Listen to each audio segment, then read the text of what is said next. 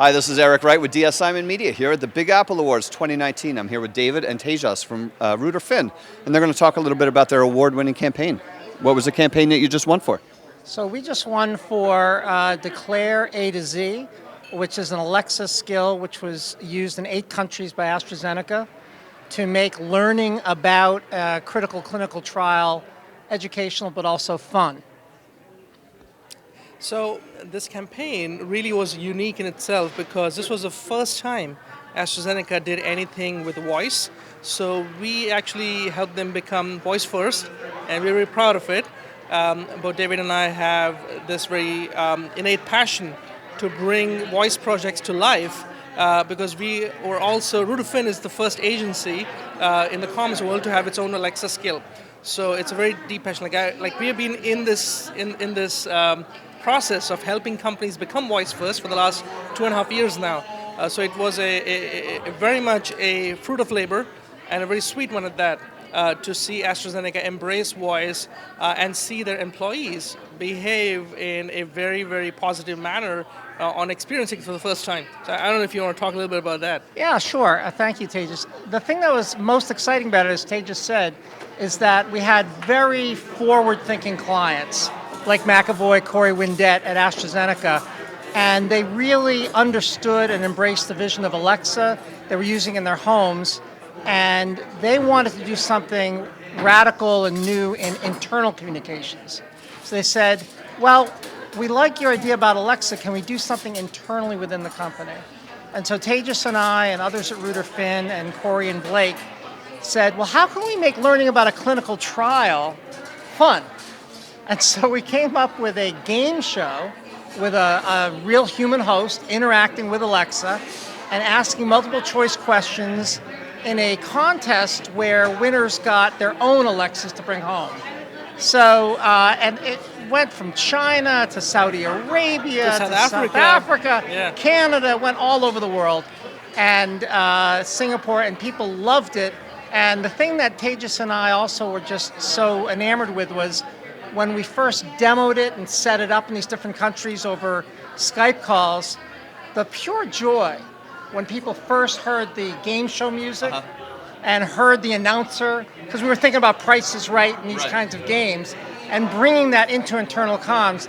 And in these demos, demo after demo, they became like little children because they were just having so much fun. And also there were great metrics on how much the company learned about this breakthrough study on how their diabetes drug helped the heart. I mean, we couldn't be at the beginning of the web, right? I mean, I was probably like in grade school, I don't know.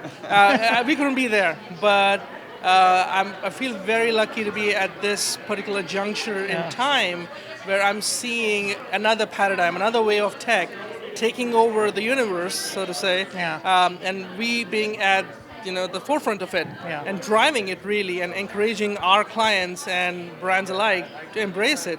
What we're seeing here is that just like with the web, the social media, the smartest brands are the ones which are moving the fastest. And it's like unlearning the things which you learn and learning new things. So it's very exciting. It's really exciting times. And I didn't know about the category that we had won for previously before I came here. And as soon as I saw this, I was like, this is the best category of the night. And I know I'm biased, obviously, but this is the future. Yeah. This is the future, it's and the future wave. is now. So, how important do you think Alexa is going to be for communications professionals as we move through the year and into the next 5 years? It's going to be huge. Yeah. I mean, it's just not Alexa. I think in general, ambient intelligence, ambient computing, the power of the voice search. I think Gartner predicts something like 30 to 40% of all searches to be voice driven by the end of 2020. So those are astounding statistics when you think of just about Siri came in 2010 or 2011, not even 10 years ago. I mean, you think of the adoption of the television or the radio or even the internet for that matter, it took way longer for it to become mainstream. Yeah, this is 2 or 3 years and it's cycled up. And increasingly in our own lives, because we all are, human beings, our own lives, clients, everybody, agencies, and at home increasingly and the car, it's becoming over the next 1 to 5 years a very natural kind of habit to say, Alexa or Google or whatever it is, could you find me this? How do I get there?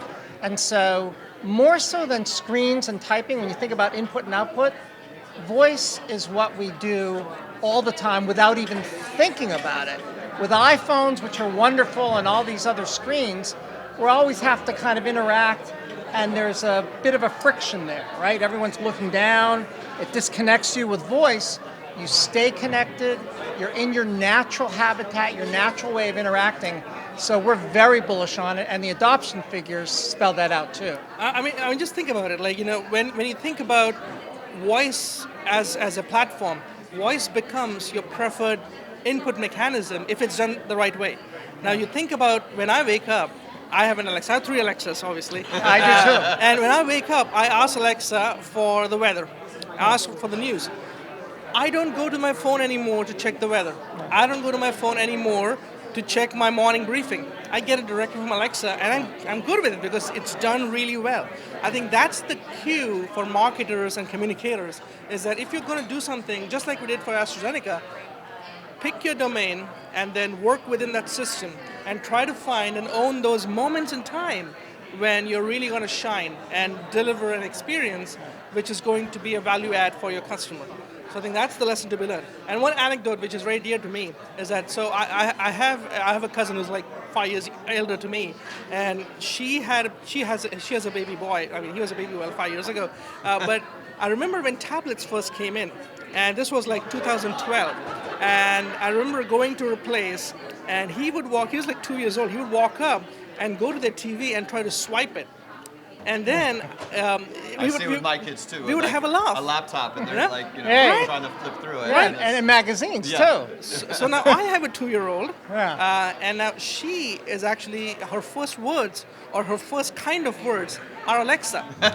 Because now she doesn't care about the use of tablet has gone down in my household. Yeah. It's all about voice now. Right. And I see that just within so I have a 4-year-old and a 2-year-old. The 4-year-old uses the tablet more often. The 2-year-old, she knows, every time we say Alexa, she'll look around. She knows exactly where Alexa is, and she tries to mime it. She's like, so I see that even we are one of the few people right now who have lived through the period where there was no internet.